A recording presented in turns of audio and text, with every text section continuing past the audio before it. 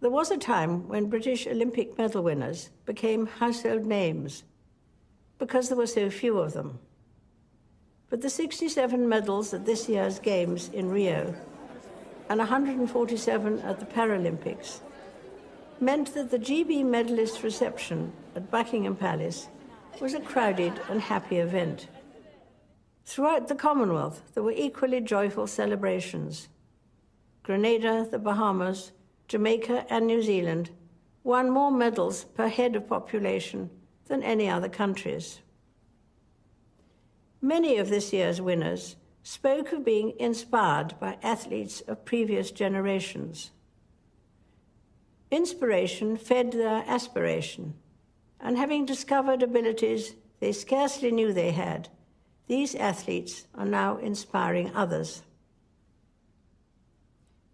A few months ago, I saw inspiration of a different kind when I opened the new Cambridge base of the East Anglian Air Ambulance, where Prince William works as a helicopter pilot. It was not hard to be moved by the dedication of the highly skilled doctors, paramedics, and crew who are called out on average 5 times a day. But to be inspirational, you don't have to save lives or win medals. I often draw strength from meeting ordinary people doing extraordinary things.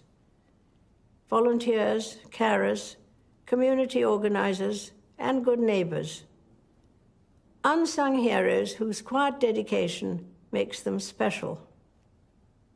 They are an inspiration to those who know them, and their lives frequently embody a truth expressed by Mother Teresa, from this year, Saint Teresa of Calcutta. She once said, "Not all of us can do great things, but we can do small things with great love." This has been the experience of 2 remarkable organizations, the Duke of Edinburgh's Award and the Prince's Trust, which are 60 and 40 years old this year. These started as small initiatives, but have grown beyond any expectations and continue to transform young people's lives.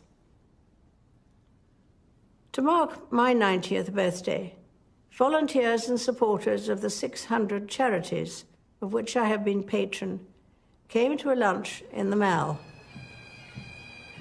Many of these organizations are modest in size, but inspire me with the work they do.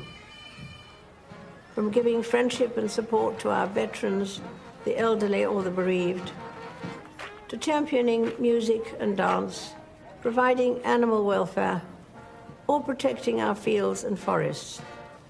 Their selfless devotion and generosity of spirit is an example to us all. When people face a challenge, they sometimes talk about taking a deep breath to find courage or strength. In fact, the word inspire literally means to breathe in. But even with the inspiration of others, it's understandable that we sometimes think the world's problems are so big that we can do little to help. On our own, we cannot end wars or wipe out injustice. But the cumulative impact of thousands of small acts of goodness can be bigger than we imagine. At Christmas, our attention is drawn to the birth of a baby some 2,000 years ago. It was the humblest of beginnings, and his parents, Joseph and Mary, did not think they were important. Jesus Christ lived obscurely for most of his life and never traveled far. He was maligned and rejected by many, though he had done no wrong.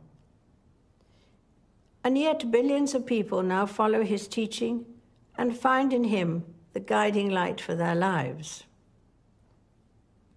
I am one of them because Christ's example helps me see the value of doing small things with great love, whoever does them, and whatever they themselves believe. The message of Christmas reminds us that inspiration is a gift to be given as well as received, and that love begins small but always grows. I wish you all a very happy Christmas.